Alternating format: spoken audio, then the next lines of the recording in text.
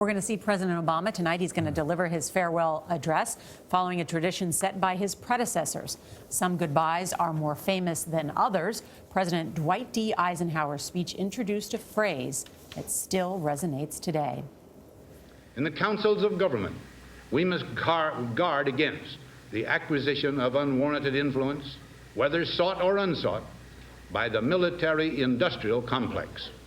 President Eisenhower delivered this warning January 17, 1961. About 65 hours later, John F. Kennedy was sworn in as the 35th President of the United States. That time span is the subject of the latest book by Fox News Channel anchor Bret Baier.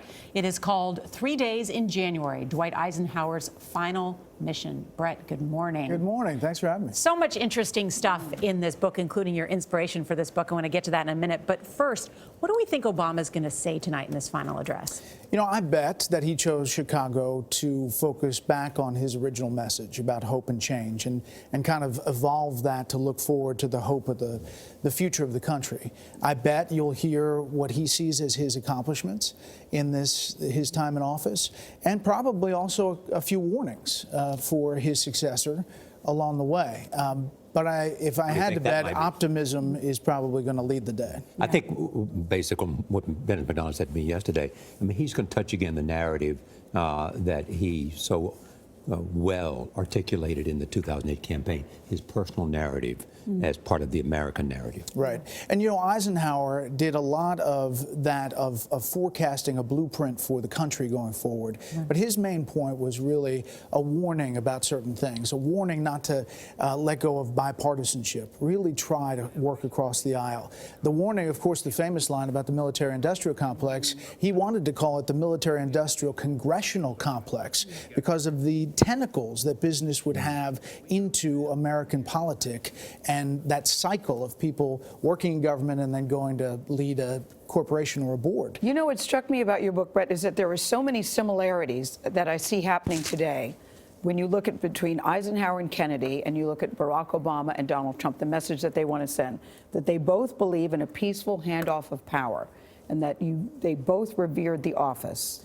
So this book starts with President-elect Kennedy meeting President Eisenhower at the White House. It ends with President-elect Trump meeting President Obama at the White House in this bookends.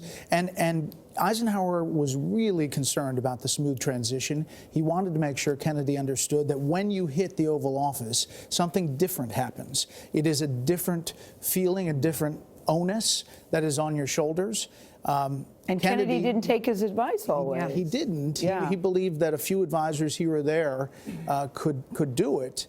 The Bay of Pigs happens, and the first person that Kennedy calls is former President Eisenhower, and that's this iconic image on the front. Right. They're walking on the path, and Kennedy says to Eisenhower, you know, no one knows how tough this is. And Eisenhower says to Kennedy, Mr. President, with all due respect, I told you that 3 months ago. Right. I mean, you write that Eisenhower worried about Kennedy's campaign rhetoric and said, quote, he knew the challenges of the job, know the weight of the decisions, and the mere fact that the job and that weight never leave you as president. And that has been said about President Trump. You don't really realize it until you sit there in the Oval Office. Right. Eisenhower said the easy problems are solved down the line. The impossible problems end up on the Oval Office desk, and those are the ones that you have to deal with.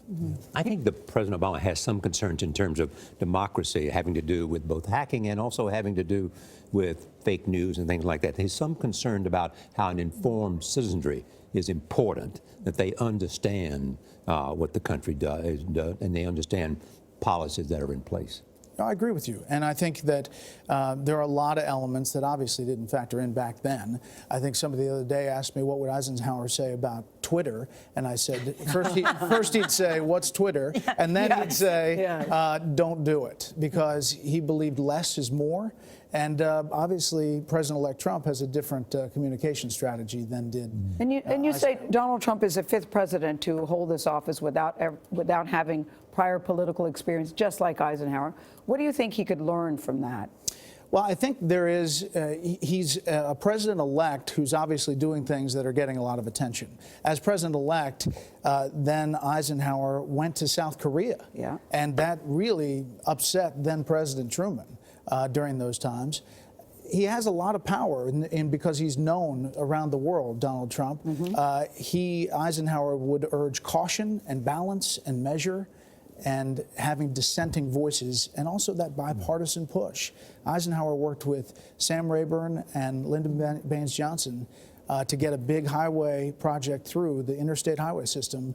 Donald Trump could do the same with infrastructure. Brett, it's a very good read, but can I ask you this? Have you heard that Megyn Kelly is leaving Fox? I hear that. Listen, I'm just wondering your thoughts on that. you know what? I'm leave us. really happy for her, Gail. I've texted with her, talked to her. I'm happy for her, too.